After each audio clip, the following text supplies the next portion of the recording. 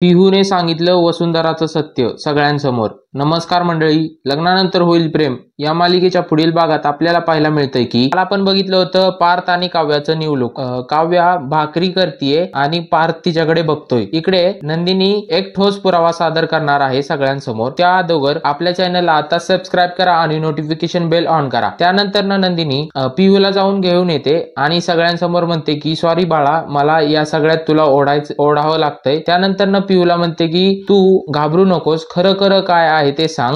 तू त्या दिवशी वसुआत्याच्या रूम बाहेर काय काय ऐकलं होतं ते खरं खरं सांग यांना, मगच यांना विश्वास पटेल। पिहूला तर खूप टेन्शन आलंय आणि वसुंधराला पण खूपच टेन्शन आलंय की पिहू नेमकं काय सांगणार आहे। आणि हिने जर सांगितलं नंदिनीच्या लग्नात मी दीपकची मदत घेऊन नंदिनीला किडनॅप केलं होतं तर माझं काय खरं नाही। त्यानंतर पिहूचे बाबा तिला म्हणतात पिहू घाबरू नकोस, मी आहे ना, सांग काय आहे ते सगळं। त्यानंतर पिहू घाबरत घाबरत सांगते की मी वसुआत्याच्या रूम बाहेर ऐकलं होतं की वसुआत्या रम्याताईला म्हणत होत्या नंदिनीच्या लग्नात दीपकची मदत घेऊन मीच तिला किडनॅप करायला सांगितलं होतं। हे ऐकून तर वसुंधरा थक्कच राहते आणि सगळ्यांना तर धक्काच बसतो। दुसरीकडे काव्या भाकरी शिकतेय, भाकरी कशी बनवायची ते शिकतेय। इकडे नंदिनी सगळ्यांसमोर म्हणते की ऐकलं ना बाबा, ऐकलं ना आई, पिहूला फिट येण्याचं कारण सुद्धा वसुआत्याच होत्या। वसुंधरा आता खूप नाटक करतीये, रडत रडत म्हणतीये की तुमच्या समोर मला बदनाम करायचंय या नंदिनीला, म्हणून ही असं करतीये। त्यानंतर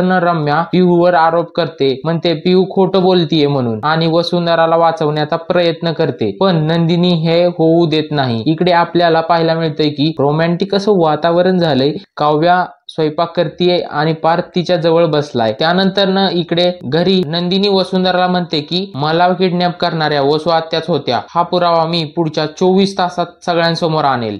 हे ऐकून रम्या नंदिनीला म्हणते की आणि जर तू पुरावा नाही आणू शकलीस तर तुला हे आमचं घर कायमचं सोडावं लागेल। त्यानंतर नंदिनी म्हणते की मी पुरावा आणूनच दाखवेल, चॅलेंज ऍक्सेप्टेड। आता नेमकं नंदिनी काय पुरावा आणणार आहे? जर तुम्हाला माहित असेल प्रेक्षकांनो तर कमेंट बॉक्स मध्ये सांगायला नका विसरू, नक्की सांगा। भेटूयात पुढच्या एपिसोड मध्ये।